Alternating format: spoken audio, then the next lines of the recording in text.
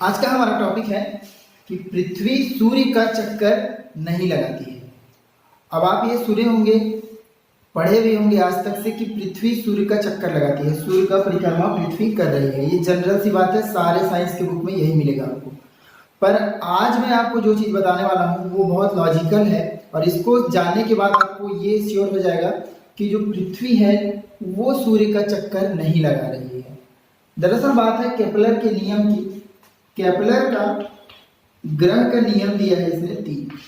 इसका जो third law है केपलर का, ये कहता है कि स्पेस में जब दो पिंड, बड़ा या छोटा कोई सा भी हो सकता है, जब दो पिंड एक दूसरे से किसी दूरी पर गति कर रहे हैं, तब ये कहता है कि जब ये एक दूसरे के, अगर ये घूम रहा है इधर तो ये भी घूम रहा है इधर।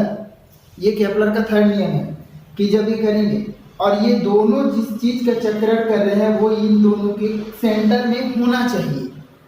अगर हम देखें पृथ्वी और सूर्य के बीच की गति की, तो पृथ्वी सूर्य को एक पिंड के रूप में ऐसे गोलाकार घूमेगा विज्ञान के हिसाब से, लेकिन ऐसा नहीं घूमता है। पृथ्वी कहाँ घूम रहा है? पृथ्वी यहाँ। तो इन दोनों का, पृथ्वी से सूर्य के बीच की दूरी और इसका पृथ्वी का सेंटर कुछ यहाँ बनता है, जो कि सूर्य के बाहरी सरफेस पर है। सूर्य के बाहरी सरफेस पर वो सन का चक्कर नहीं लगा रहा है, बल्कि इस बिंदु का चक्कर लगा रहा है पृथ्वी।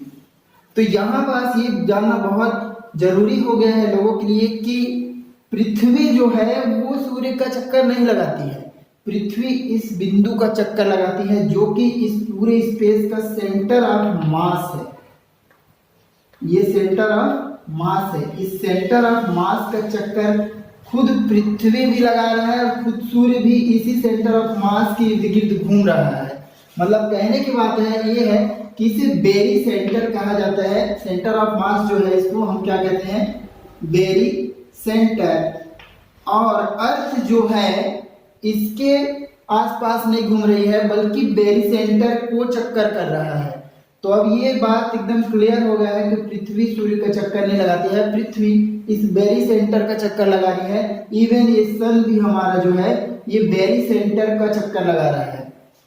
तो हमारे इस पूरे कॉन्सेप्ट से ये समझ में आता है कि आज तक जो हमने बातें सीधी सीधी पढ़ी कि पृथ्वी सूर्य का चक्कर लगाती है, पृथ्वी सूर्य का चक्कर लगाती है, तो वो गलत सिद्ध हो गया है इस मामले में कि पृथ्वी सूर्य का चक्कर नहीं लगा रही है, बल्कि पृथ्वी इस बेरी सेंटर का चक्कर लगा रही है। इसी कारण पृथ्वी से आप देखेंगे कि हमें पूर्णिमा और सौर हेलायन और ये सब आदि कॉन्सेप्ट हमको दिखाई देते हैं कि मकर संक्रांति होती है, ये इस तारीख को ज़्यादा 22 दिसंबर को बड़ी रात होती है, आपका 21 मार्च को आपका गर्म दिन होता है। तो ये सब किस लिए हो रहा है? बिकॉज पृथ्वी सूर्य का चक्कर ही लगा रही है। अगर इसका चक्कर लगाती तो कुछ इस तरह से बनता कि पृथ्वी के बीचों बीच केंद्र में हमारा सूर्य होता और पृथ्वी उसकी परिक्रमा करती।